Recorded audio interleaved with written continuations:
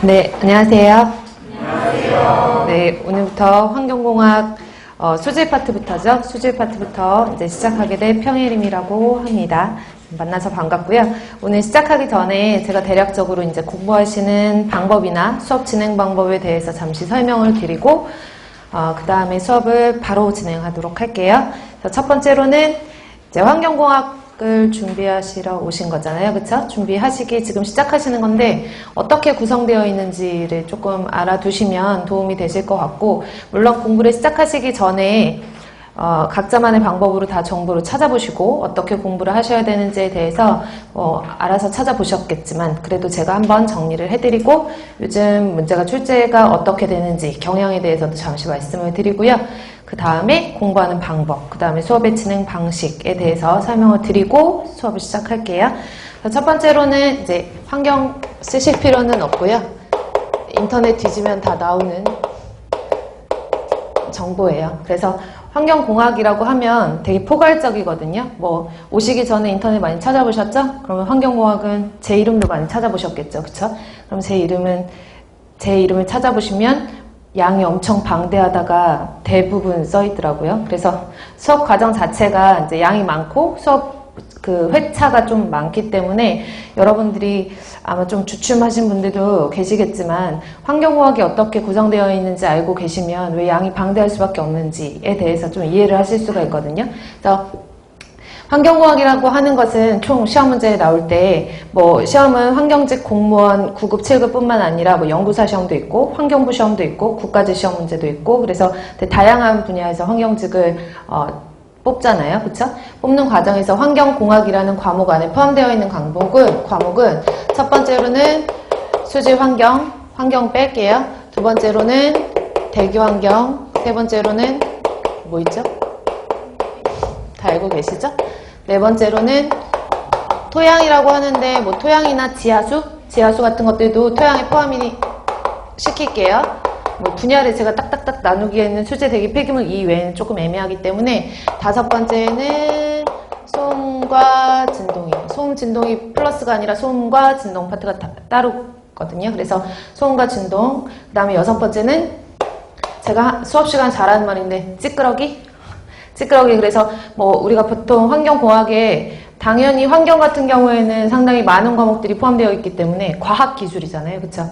그래서 순수한 과학 플러스 기술까지 융합이 되어 있어서 뭐 요즘에 많이 이슈가 되는 화학물질에 대한 시험 문제도 어떻게 보면 환경적인 문제이기 때문에 여기에 포함이 될 수도 있고, 그래서 기타를 넣을게요. 그래서 과목은 이렇게 되고요. 이제 각각의 과목마다 여러분들 환경공학 공부를 하시려면 기사나 산업기사라는 시험을 들어보셨을 거예요. 그러니까 그런 시험에 이제 과목별로 나누면, 물론 환경공학은 기사나 산업기사 시험은 아니지만 거기에 어떻게 보면 벗어날 수는 없거든요. 그래서 수질 같은 경우에는 과목이 개론, 수질오염 개론이라는 게 있고, 그 수질오염 물질들을 어떻게 처리할 것인지에 대해서 나와 있는 게 방지기술이라는 과목이에요. 그래서 방지기술, 그 다음에 수질에서는 상하수도라는 걸 배우거든요. 그래서 상하수도, 공정시험 기준,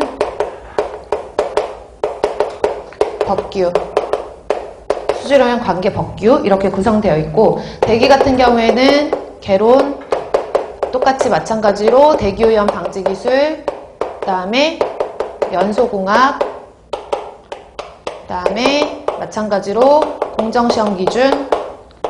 공정시험 기준은 실험하는 거거든요. 그래서 실험에 대한 내용들이 나와 있는 것이 공정시험 법이었는데 이제 법에서 기준으로 변경이 된 거죠. 그 다음에 대기오염 관련 법규.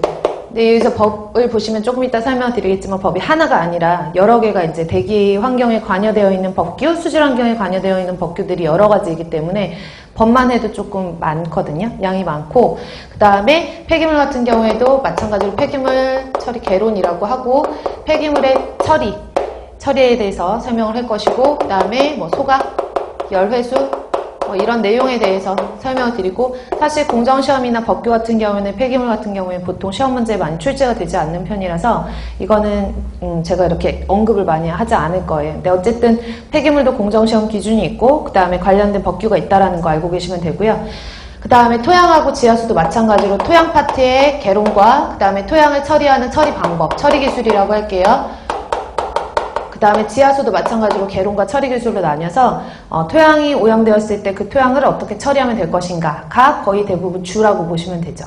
그리고 소음 같은 경우에도 소음 파트와 진동 파트로 나뉘어서요. 제가 이제 폐기물부터는 다 모든 기사나 산업기사 그 항목들을 다 나열한 거는 아니거든요. 그래서 대략적으로 이제 이런 식으로 구성이 되어 있다고 보시면 되고요. 제가 이거를 왜 다 알고 계시는데 썼냐 하면 시험 문제가 어떤 문제에서 출제가 되는지를 설명을 드리려고 이렇게 장황하게 썼거든요. 그리고 기타는 사실 기타에서 시험 문제 나오는 거는 한참 동안 위해성 평가에 대해서 시험 문제가 많이 출제가 됐었고, 그리고 환경 영향 평가 많이 들어보셨죠? 그런 환경 영향 평가나 정책적인 부분이 시험 문제 나올 수가 있어요. 그래서 요즘에 이슈되는 환경적인 정책이라든지 아니면 환경 이슈라든지 이런 것들에 대해서 시험 문제가 나오죠. 그래서 예를 들어서 위해성 평가라든지 화학물질 독성 등등등 이런 것들이 이제 기타의 시험 문제가 나오는데 출제될 확률은 그다지 높지는 않지만 또 시험 문제가 한 문제, 두 문제의 당락이 결정이 되기 때문에 이런 파트까지 이제 제가 써드린 거예요. 되셨죠? 그래서 전체 환경공학은 이렇게 구성이 되어 있고요. 시험 문제 나오는 거는 보통 9급 시험이나 7급 시험이나 연구사 시험, 그리고 환경부 시험 이렇게 시험마다 각각의 특성들이 있거든요. 근데 제가 알기로는 보통 연구사 준비하시는 분들도 계시고 7급 준비하시는 분들도 계시지만 대부분의 학생들의 그 준비하시는 그 시험에 확률적인 퍼센테이지로 보면 9급 시험 준비하시는 분들이 가장 많잖아요. 그래서 시험을 일단 9급 시험을 기준으로 다른 것들도 마찬가지겠지만 설명을 드리면 전체적인 포인트를 보면은 수질 시험 문제가 가장 출제 비율이 많아요. 그래서 환경부는 시험 문제가 50문제가 나오거든요. 환경공학이 50문제가 나오는데 그것을 제외하고 나머지는 20문제를 기준으로 설명을 드리면 20문항 중에서 평균적인 수치예요. 항상 똑같은 건 아니고 변동은 될 수 있으나 20문항 중에서 보통 7문제에서 8문제 정도는 수질에서 나와요. 수질에서. 그래서 수질에서 나오는 퍼센테이지가 7문제에서 8문제고 대기 같은 경우에도 평균적으로 많으면 7문제, 8문제 이렇게 수질이랑 거의 엇비슷하게 나오기도 하고 근데 보통 보면은 수질보다는 한 문제 내지는 2문제씩 덜 나오거든요. 그래서 저는 그냥 6문제에서 7문제 정도 쓸게요. 그리고 폐기물도 변동폭이 있겠지만 2문제 내지는 3문제 정도가 출제가 되고요. 됐나요?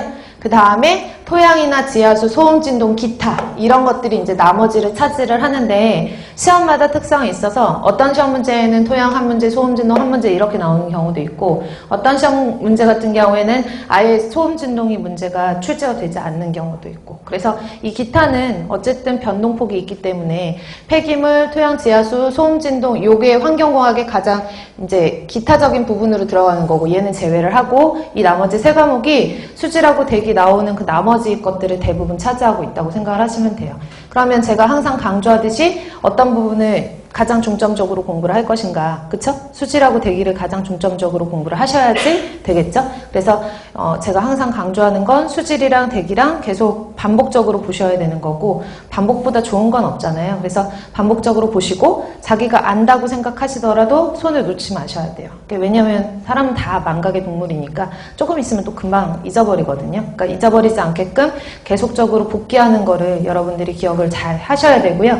그래서 수질 7문제, 8문제, 대기 6문제, 7문제 요거를 기준으로 해서 설명을 드리면 그럼 수질에서 이 7문제, 8문제가 5과목으로 다 분할해서 다 나오냐? 사실은 그건 아니거든요. 그러니까 제가 얘기하는 거는 평균적인 수치고 제가 얘기하는 거랑 별다르게 시험 문제가 나올 수가 있죠. 그러니까 시험이겠죠. 그쵸? 그래서 보통 시험 문제 나올 때는 개론과 방지 기술에서 거의 대부분이 출제가 되고요. 그리고 서울시를 공부하시거나 아니면은 서울시 아니면 국가직 이런 시험 문제 아니면 그런 것들 있잖아요.